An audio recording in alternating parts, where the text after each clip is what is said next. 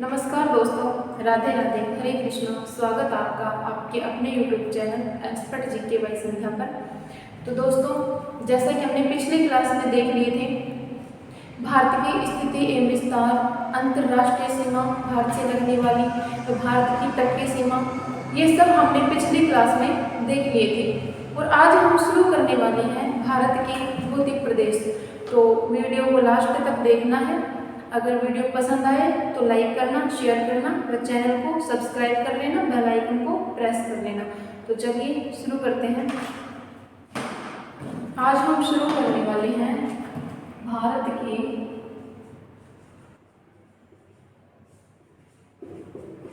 भौतिक प्रदेश।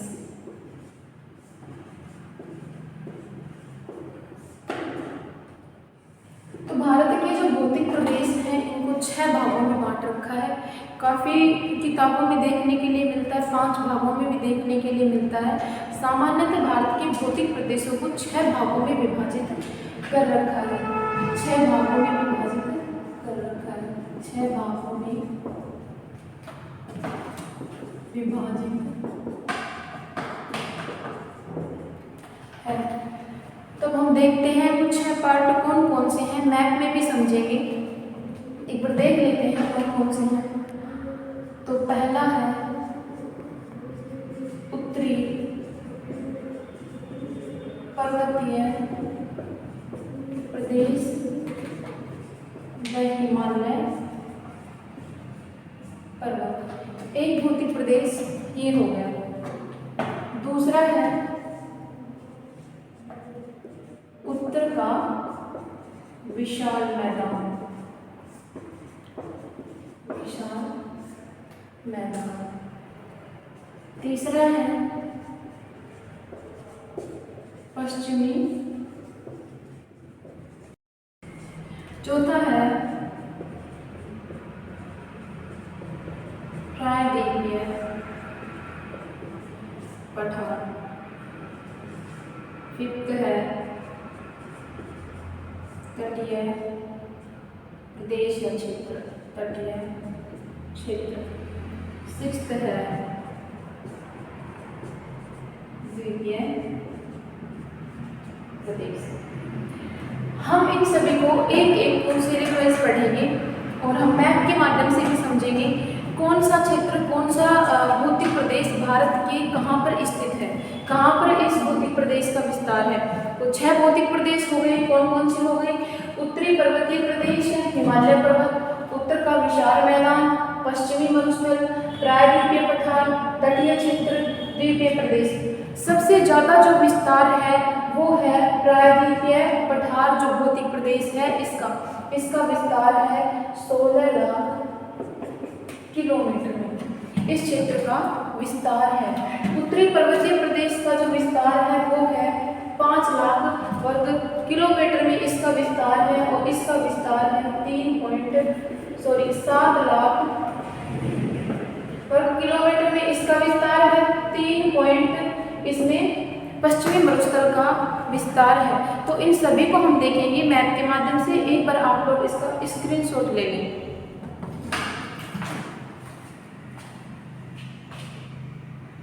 तो अब हम देखते हैं मैप के माध्यम से भारत में कौन से भौतिक प्रदेश का विस्तार कहाँ पर है। इनकी स्थिति को हम देखते हैं मैप के माध्यम से। तो सबसे पहले हम बना लेते हैं मैप।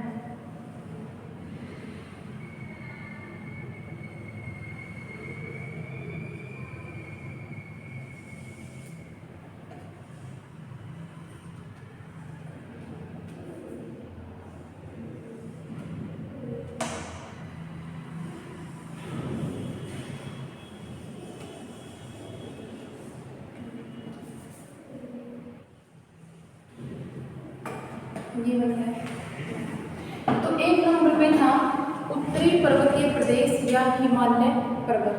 तो हिमालय पर्वत का जो विस्तार है वो है यहाँ से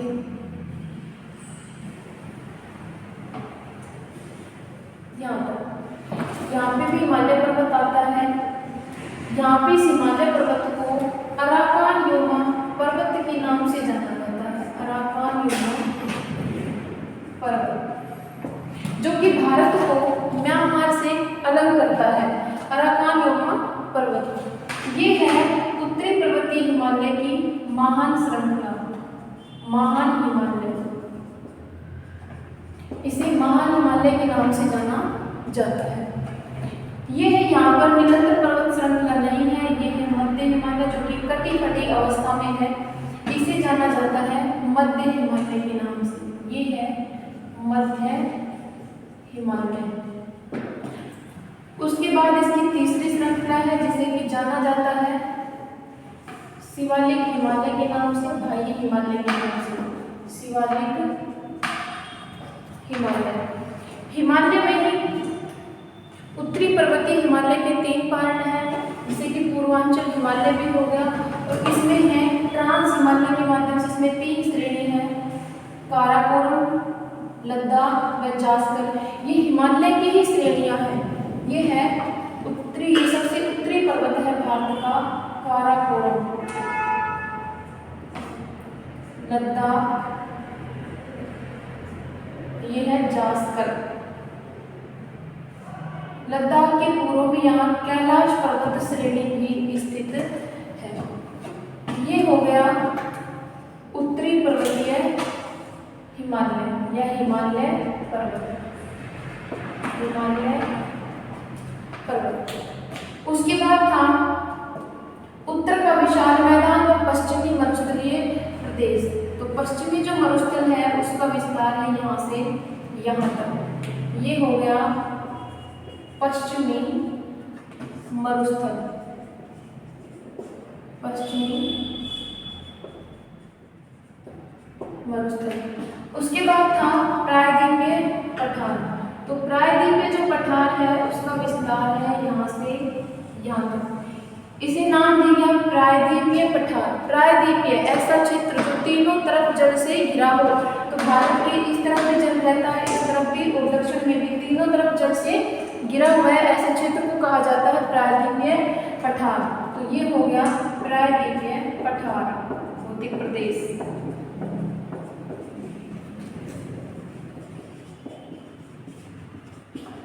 प्रायद्वीपीय पठार। उसके बाद था उत्तर का विशाल मैदान जो कि दूसरे नंबर पे था। तो उत्तर का जो विशाल मैदान है इसका विस्तार है यहाँ से यहाँ तक। ये है उत्तर का विशाल मैदान, उत्तर का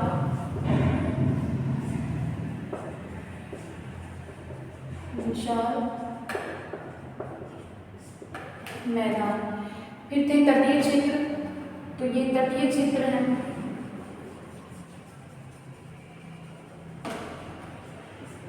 ये है तटीय क्षेत्र जिसकी सीमा समुद्र से स्पर्श करते हो वो कहलाते हैं तटीय क्षेत्र। उसके बाद द्वीपीय प्रदेश यहाँ है लक्षद्वीप और यहाँ है अंडमान है निकोबार।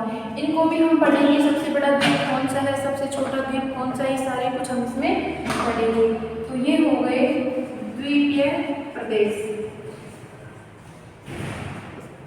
हमने मैप के माध्यम से देखा, एक बार फिर से देख लेते हैं कि हिमालय जो उत्तरी पर्वतीय प्रदेश है, 1 नंबर का जो उत्तरी पर्वतीय भौतिक प्रदेश है वो है भारत के सबसे उत्तर में हिमालय पर्वत। इसका विस्तार जो महान हिमालय है इसका विस्तार है नंगा पर्वत से अरुणाचल प्रदेश में नामचा पर्वत तक। उसके बाद है उत्तर का विशाल मैदान जिसका विस्तार 7 लाख वर्ग किलोमीटर में है। उसके बाद है पश्चिमी मरुस्थल, भारतीय प्रायद्वीपीय पठार, तटीय क्षेत्र व द्वीपीय प्रदेश। इन सबको हम एक एक को पढ़ेंगे। आप इसका स्क्रीनशॉट ले लें।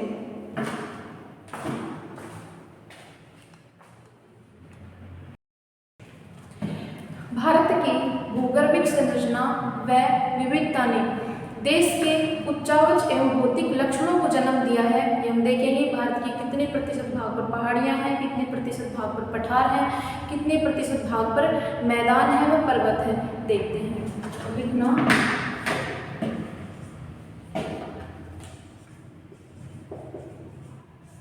भारत की भूगर्भिक संरचना में विविधता ने व विविधता ने देश में उच्चावच व भौतिक लक्षणों को जन्म दिया है। तो देश के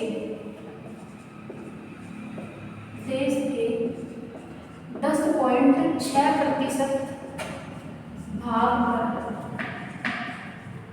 पर्वत है व 18.5% भाग पर पहाड़ियां हैं व 27.7% भाग पर पठार है। 43.2% भाग पर मैदान है। ये हमने देख लिया कि देश के 10.6% भाग पर पर्वतों का विस्तार है, 18.5% भाग पर पहाड़ियों का विस्तार है, 27.7% भाग पर पठार का विस्तार है, 43.2% भाग पर मैदान का विस्तार है। इससे आगे हम पढ़ने वाले हैं भारत का उत्तरी पूर्वी पर्वतीय प्रदेश या हिमालय पर्वत, उसको हम देखने वाले हैं। आप इसको नोट करें व स्क्रीनशॉट ले लें इसका।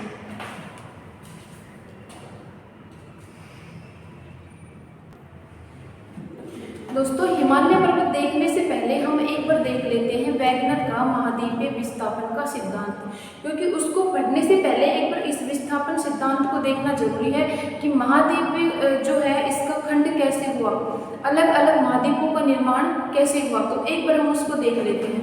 हम देख लेते हैं वैगनर का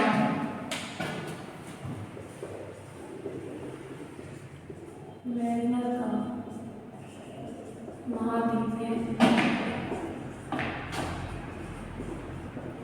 विस्थापन का सिद्धांत। तो दोस्तों, ऐसा बताया जाता है कि आज से 250 मिलियन वर्ष पूर्व, 250 मिलियन वर्ष पूर्व, इसे प्राथमिक समय भी कहा जाता है। एक तो था स्थल भाग और दूसरा था जलीय भाग। ये था जलीय भाग, ये था स्थल भाग और ये था जलीय भाग। ये जो स्थल भाग है इसे कहा जाता है पेंजिया और ये जो जलीय भाग है इसे कहा जाता है पैंथालासा।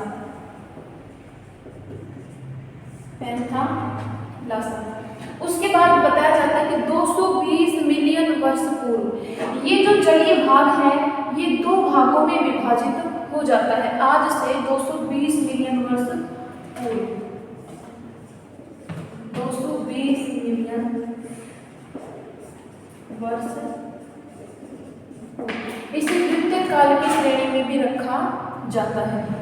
तो ये जो जलीय भाग है ऐसे ही रहता है, यह जलीय भाग। लेकिन ये जो स्थल भाग है ये दो भागों में पेंजिया, दो भागों में विभाजित हो जाता है। तो एक भाग तो कहलाया अंगारालैंड और दूसरा भाग कहलाया गोंडवानालैंड। ये कहलाया गोंडवानालैंड और बीच में टेथिस सागर की उत्पत्ति हुई। टेथिस सागर की उत्पत्ति हो गई। ऐसा भी कहा जाता है कि तिब्बत के पठार से बहने वाली सभी नदियां, तिब्बत के पठार से बहने वाली सभी नदियां, तिब्बत के पठार से बहने वाली सभी नदियां टेथिस सागर में गिरती हैं, टेथिस सागर में गिरती है। और जो तिब्बत का पठार है ये एशिया का हिस्सा है, ये है एशिया का हिस्सा तिब्बत का पठार। तो इससे जितनी भी नदियां बहती हैं वो सभी गिरती हैं तैतीस सागर में। उसके बाद क्या होता है, आज से 60 से 70 मिलियन वर्ष पूर्व, 60 से 70 मिलियन वर्ष पूर्व ये दोनों भी अलग अलग भागों में टूट जाते हैं और इनके भी जिनके महाद्वीपों के नाम से हम जिनको जानते हैं, ये है जंगली बाघ, अमेरिका, दक्षिण अमेरिका,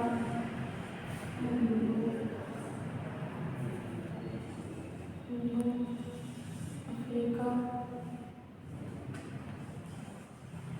एशिया में ऑस्ट्रेलिया, ये बढ़ते हैं 2 भागों में। तो ये है अंगारा लैंड और ये है गोंडवाना लैंड। तो अंगारा लैंड के अंतर्गत जो जो देश आते हैं वो है, अंगारा लैंड में आने वाले जो देश हैं वो है उत्तरी अमेरिका,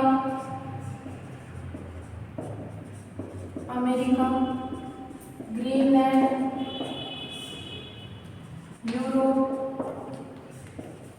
व एशिया। ये सभी जो हैं अंगारा लैंड के हिस्से हैं।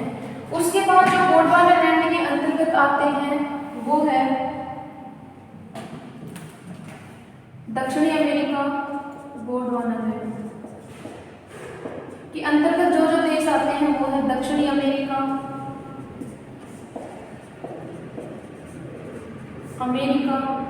अफ्रीका, प्रायद्वीपीय भारत,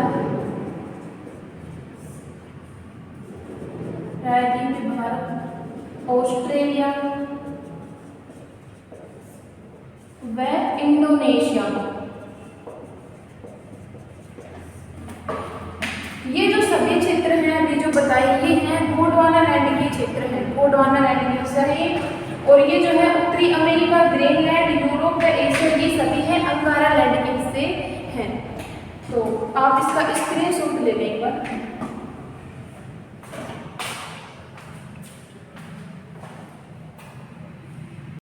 तो अब हम देखने वाले हैं उत्तरी पर्वतीय प्रदेश या हिमालय पर्वत। समझना है बोर्ड पे चीजें। उत्तरी पर्वतीय प्रदेश या हिमालय।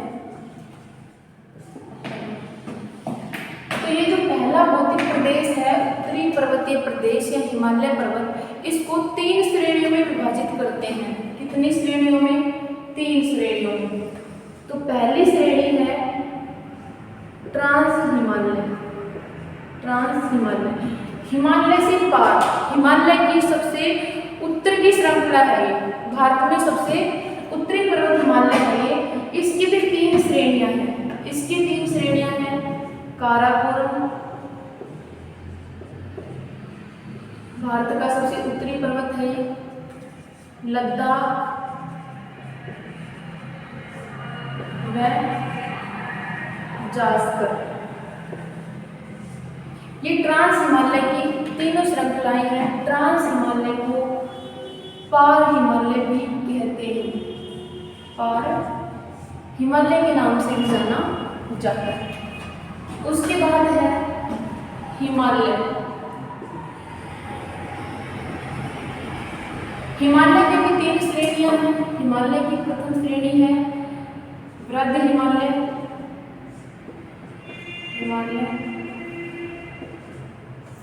या महान हिमालय।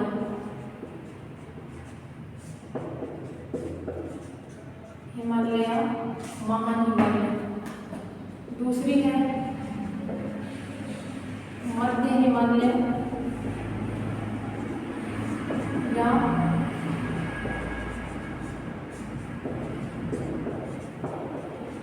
लघु हिमालय।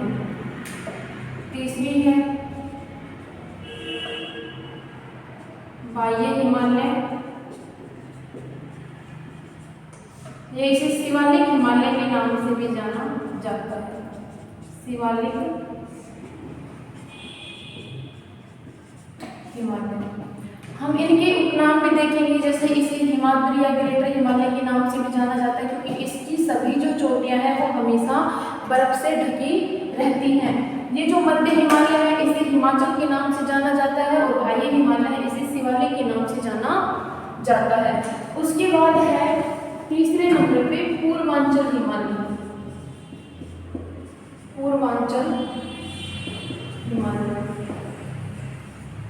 जिनको कि हम मैप के माध्यम से, इन सभी को हम मैप के माध्यम से समझेंगे। सबसे पहले हम पढ़ने वाले हैं ट्रांस हिमालय को, फिर ट्रांस हिमालय की तीनों श्रृंखलाएं, काराकोरम, लद्दाख, जास्कर, ये भी हम मैप के माध्यम से पढ़ने वाले हैं।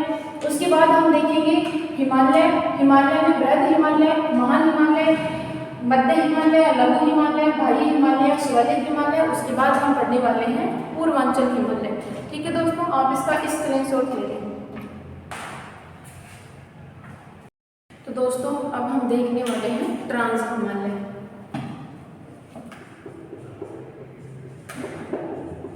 ट्रांस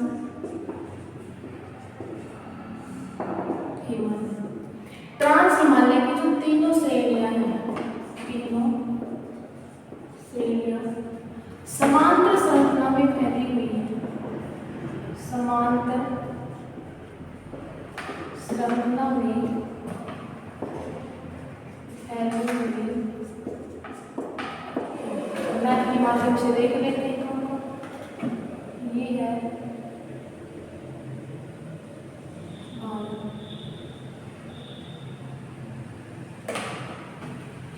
ये है ट्रांस हिमालय की सबसे उत्तरी श्रृंखला, जिसे कि काराकोरम के नाम से जाना जाता है। ये भारत का भी सबसे उत्तरी पर्वत है।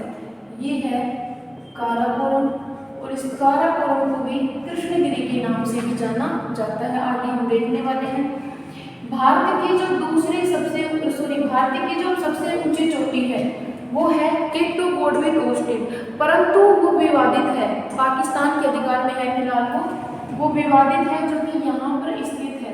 इसलिए भारत की निर्विवादित सबसे जो ऊंची चोटी है वो है कंचनजंगा, सिक्किम में पड़ती है कंचनजंगा। तो ये है भारत की सबसे ऊंची चोटी काराकोरम श्रृंखला में। ये है केटू गोडविन ऑस्टिन, केटू या गोडविन ऑस्टिन भारत की सबसे ऊंची चोटी है, परंतु विवादित है। उसके बाद है लद्दाख श्रेणी। लद्दाख के यहाँ पर है कैलाश पर्वत, ये है लद्दाख श्रृंखला, ट्रांस हिमालय की श्रेणी है। उसके बाद है जास्कर श्रेणी, ये है जास्कर श्रेणी, जास्कर श्रेणी। लद्दाख व जास्कर श्रेणी के मध्य से सिंधु नदी निकलती है। सिंधु नदी के किनारे लद्दाख की राजधानी आप बोल सकते हैं, यही शहर बसा हुआ है, जो कि भारत का सबसे कम वर्षा वाला स्थान है। ये भी हम आगे देखने वाले हैं। तो ये है तीनों श्रेणियां ट्रांस हिमालय की, काराकोरम, लद्दाख व जास्कर। अब हम देखते हैं ट्रांस जो हिमालय है इसे पार हिमालय के नाम से भी जाना जाता है। ट्रांस हिमालय, इसे पार हिमालय या तिब्बती टेथिस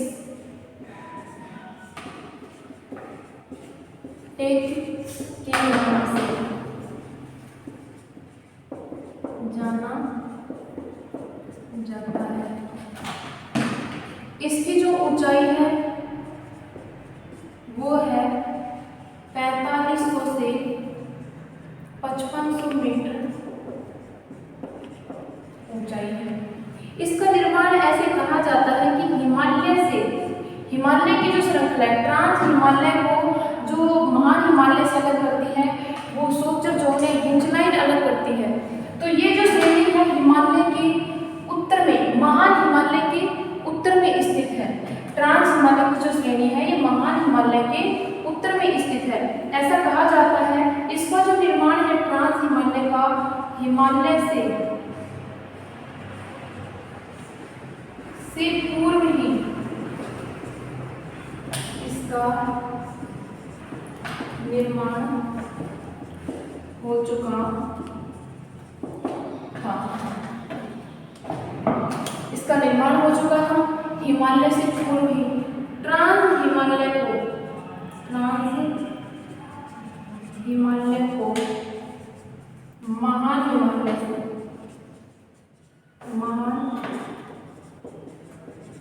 हिमालय से सोचर जोन या हिंज लाइन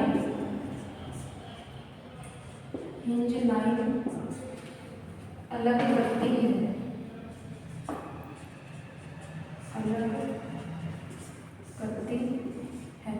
अब हम देखने वाले हैं इसकी तीनों श्रेणियां, काराकोरम, लद्दाख, जास्कर। आप इसका स्क्रीनशॉट ले लें।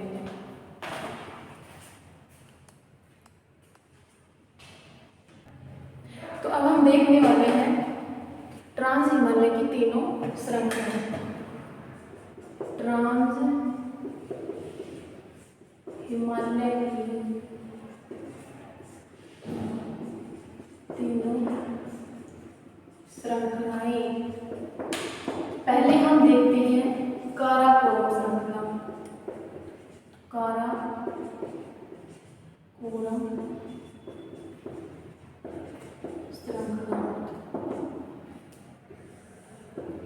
ये जो काराकोरम श्रृंखला है इसे कृष्णगिरी या एशिया की रीढ़ के नाम से भी जाना जाता है। काराकोरम श्रृंखला को इसे उपनाम कृष्णगिरी या एशिया की रीढ़ के नाम से भी जाना जाता है। काराकोरम श्रृंखला ये जो है ट्रांस हिमालय की भी सबसे उत्तरी श्रृंखला है और भारत का भी सबसे उत्तरी पर्वत है। यह है भारत का सबसे उत्तरी पर्वत है काराकोरम श्रृंखला। ये जो काराकोरम श्रृंखला है इसमें ही इसी श्रेणी में भारत की सबसे ऊंची चोटी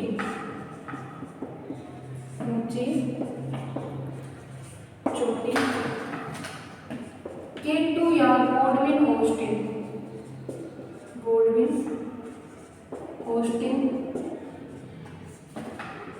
स्थित है।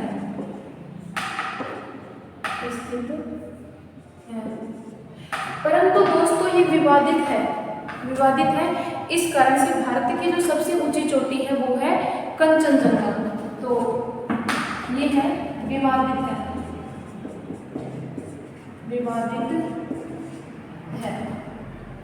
ये जो K2 गोडविन ऑस्टिन है यह है विश्व की दूसरी सबसे ऊंची चोटी है। ये जो K2 गोडविन ऑस्टिन है इसकी ऊंचाई है 8,611 मीटर ऊंची है। K2 गोडविन ऑस्टिन की ऊंचाई है 86,11 मीटर ऊंची चोटी है K2 गोडविन ऑस्टिन। इसमें कुछ प्रमुख ग्लेशियर भी स्थित हैं, जैसे सियाचिन जो है इसे तीसरे ध्रुव के नाम से भी जाना जाता है क्योंकि यहाँ पे सबसे अधिक बर्फ पड़ती है। और ये विश्व का सबसे ऊंचा युद्ध स्थल भी है। यहाँ पे 1984 में ऑपरेशन मेघदूत भी किया गया था। एक बार आप इसका स्क्रीनशॉट ले लीजिए फिर वो लिखते हैं।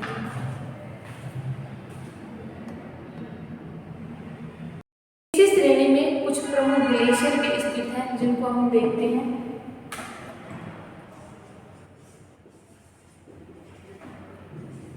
इसी श्रेणी में प्रमुख ग्लेशियर भी स्थित है। ये जो ग्लेशियर है पहला है सियाचिन ग्लेशियर। ये जो सियाचिन ग्लेशियर है ये विश्व का सबसे बड़ा आंतरिक ग्लेशियर है। सियाचिन ग्लेशियर ये है विश्व का सबसे बड़ा आंतरिक ग्लेशियर है। आंतरिक ग्लेशियर है। उसके बाद है बाल्टोरा, साल्टोरा, हिस्पर व हुंजा। ये सभी जो ग्लेशियर हैं ये है क्षेत्र 44 किलोमीटर, ये है 58 किलोमीटर, ये है 60 किलोमीटर, ये है 61 किलोमीटर। तो ये जो है प्रमुख ग्लेशियर हैं इस श्रेणी के। ये जो सियाचिन है, सियाचिन, इसे तीसरा ध्रुव भी कहा जाता है। तीसरा ध्रुव के नाम से भी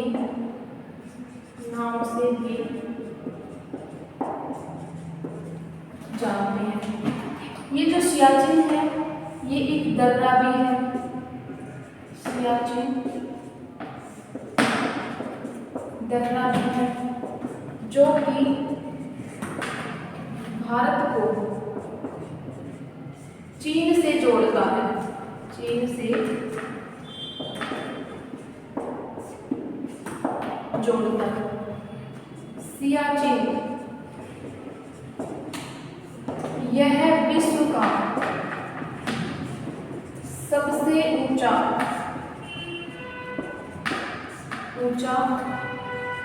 युद्ध स्थल भी है।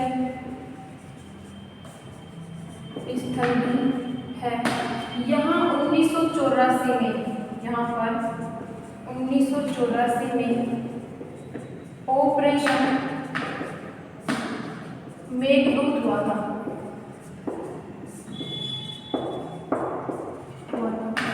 ये जो 1984 में ऑपरेशन मेघदूत हुआ था, ऐसा था कि इसमें जो है चीन ने इस पर अधिकार कर लिया था। तो ये जो 1984 में ऑपरेशन मेघदूत हुआ था, इसके द्वारा भारतवासियों ने वापस लिया था इसको, इस पर अपना अधिकार जमा लिया था 1984 में ऑपरेशन मेघदूत के द्वारा। तो आप लोग इसका स्क्रीनशॉट मार लें। एक बार फिर से बता देती हूँ कि इसी श्रेणी में प्रमुख ग्लेशियर स्थित है। सियाचिन ग्लेशियर विश्व का सबसे बड़ा आंतरिक ग्लेशियर है। बाल्टोरा, साल्टोरा, हिस्पर व हुंजा। सियाचिन जो है इसे विश्व के तीसरे ध्रुव के नाम से भी जानते हैं। सियाचिन दर्रा भी है जो कि भारत को चीन से जोड़ता है। भारत को चीन से जोड़ता है। सियाचिन यह विश्व का सबसे ऊंचा युद्ध स्थल भी है। यहाँ पर 1984 में ऑपरेशन मेघदूत भी हुआ था। तो आप लोग इसका स्क्रीनशॉट ले लें।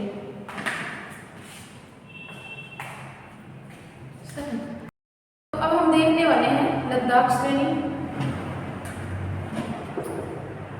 ये हो गई लद्दाख श्रेणी। दोस्तों एक इसको फिर से समझ लें। यहाँ पर थी काराकोरम, भारत का सबसे उत्तरी पर्वत था। ये यहाँ पर थी केटू कोडविन ऑस्टिन जो कि भारत की सबसे ऊंची चोटी है, परंतु विवादित होने के कारण ये भारत की सबसे ऊंची चोटी नहीं है। भारत की निर्विवादित जो सबसे ऊंची चोटी है वो है कंचनजंगा। उसके बाद ये है लद्दाख श्रेणी, ये हो गई काराकोरम, ये है लद्दाख श्रेणी और ये है जास्कर। तो इसकी जो स्थिति है काराकोरम के दक्षिण व जास्कर श्रेणी के उत्तर में स्थित है। काराकोरम के दक्षिण में व जास्कर श्रेणी के उत्तर में स्थित है। ये जो लद्दाख श्रेणी है इसे लाख दर्रों का क्षेत्र भी कहा जाता है। लद्दाख जो श्रेणी है इसे लाख दर्रों का क्षेत्र भी कहा जाता है। ये जो लद्दाख का पठार भी है जिसे मिनी पठार के नाम से भी जाना जाता है, मिनी तिब्बत पठार के नाम से जाना जाता है। लद्दाख और जास्कर श्रेणी के मध्य से सिंधु नदी यहाँ मानसरोवर झील से निकलती है और यहाँ से सिंधु नदी आती है, पाकिस्तान होते हुए अरब सागर में गिर जाती है। तो यहाँ से सिंधु नदी निकलती है और सिंधु नदी के किनारे लेह शहर बसा हुआ है जो कि भारत का सबसे कम वर्षा वाला स्थान है, 10 सेंटीमीटर से भी कम वर्षा होती है। तो चलिए शुरू करते हैं।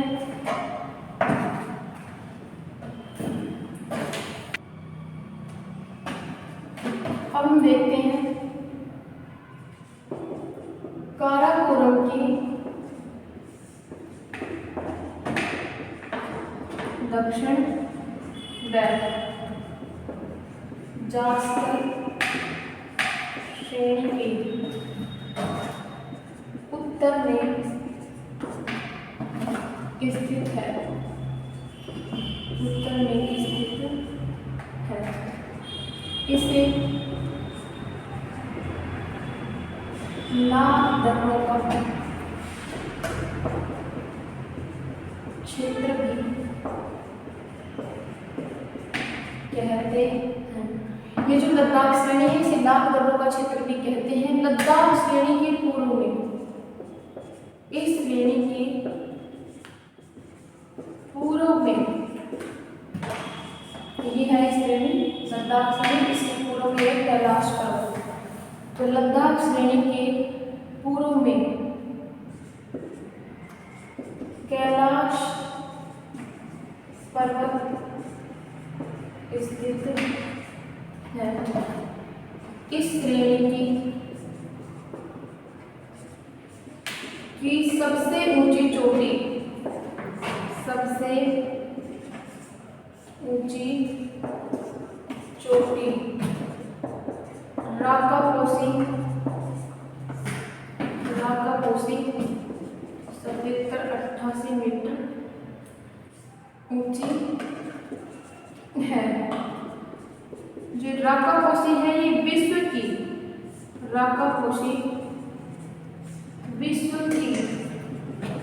सबसे खड़ी ढाल वाली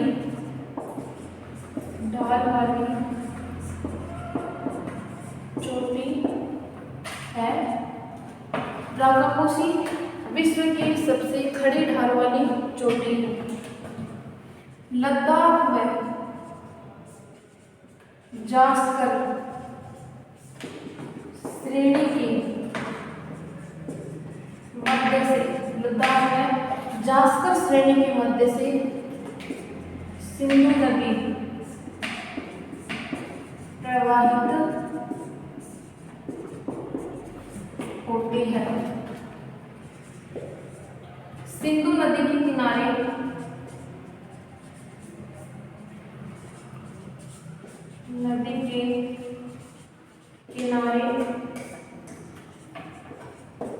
लेह शहर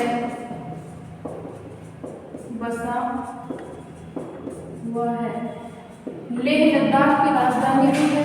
लेह भारत का सबसे कम वर्षा वाला स्थान है जहां 10 सेंटीमीटर से भी कम वर्षा होती है।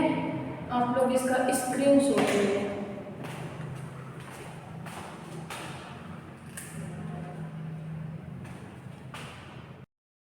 लेह जो है ये भारत का सबसे कम वर्षा वाला स्थान है। लेह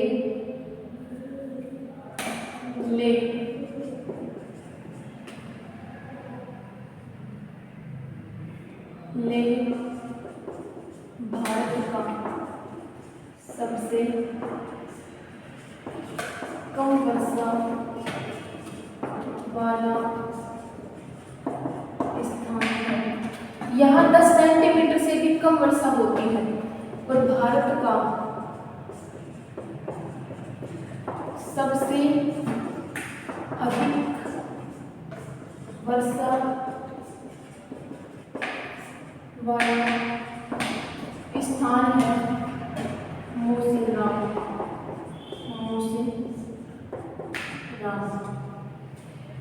मोसिनराम जो है ये विश्व का भी सर्वाधिक वर्षा वाला स्थान है। विश्व का भी सर्वाधिक वर्षा वाला स्थान और विश्व का जो सबसे कम वर्षा वाला स्थान है वो है आकोरा, जो कि अटाकामा मरुस्थल में पड़ता है। और अटाकामा मरुस्थल जो है चिली में पड़ता है और चीन विश्व का सर्वाधिक तांबा उत्पादक करने वाला देश है। स्क्रीनशॉट ले लो आप इस, एक मिनट और।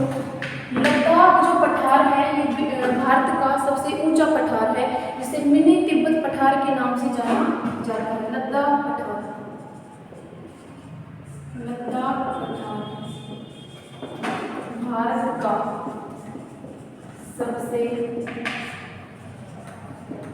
ऊंचा पठार है,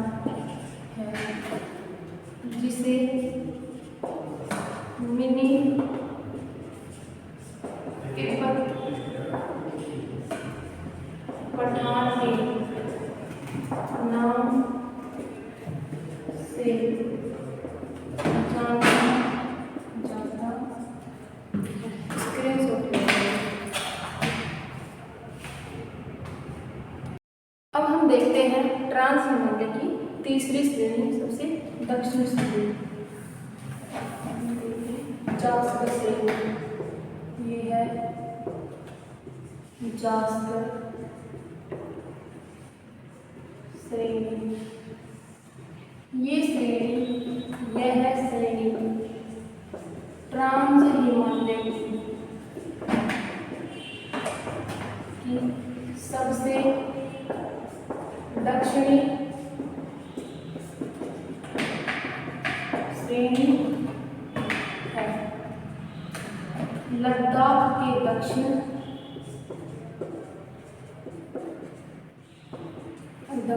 में महान हिमालय की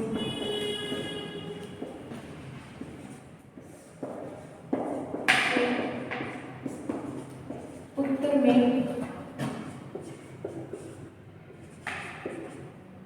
स्थित है। इसी श्रेणी में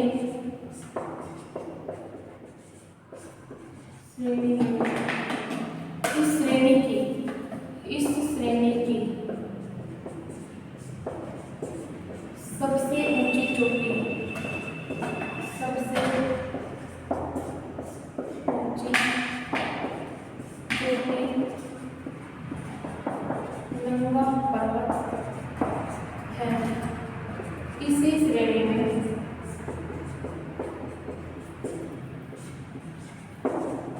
शेषनाग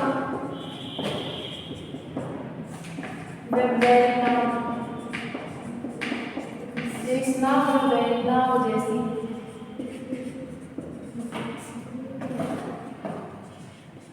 झील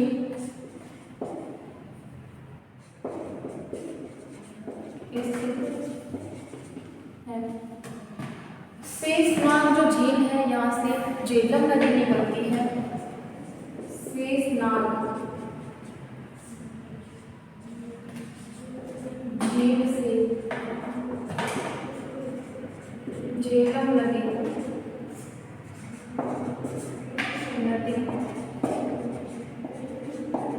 निकलती है। झेलम जो नदी है, ये झेलम नदी, झेलम नदी कश्मीर घाटी, कश्मीर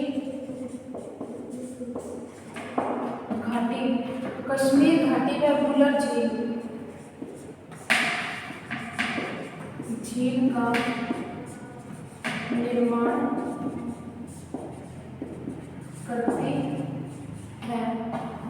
बुलर झील जो है, ये भारत की सबसे मीठी व ताजा पानी की झील है, सबसे बड़ी मीठी व ताजा पानी की झील है बुलर झील।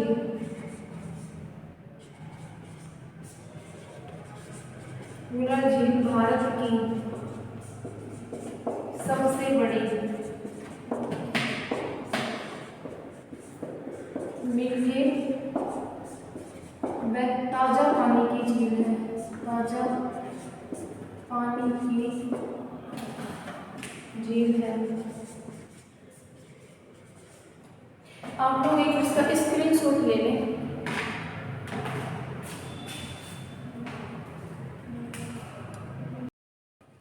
झेलम नदी के किनारे, झेलम नदी के किनारे श्रीनगर शहर बसा हुआ है। श्रीनगर जम्मू एंड कश्मीर की राजधानी है।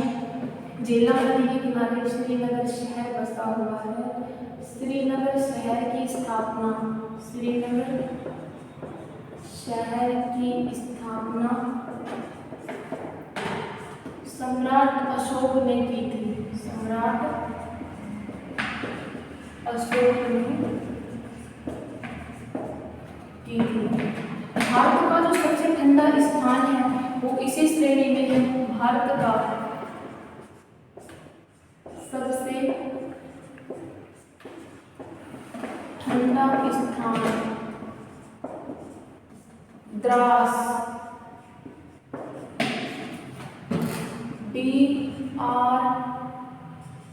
DRAS द्रास इसी श्रेणी में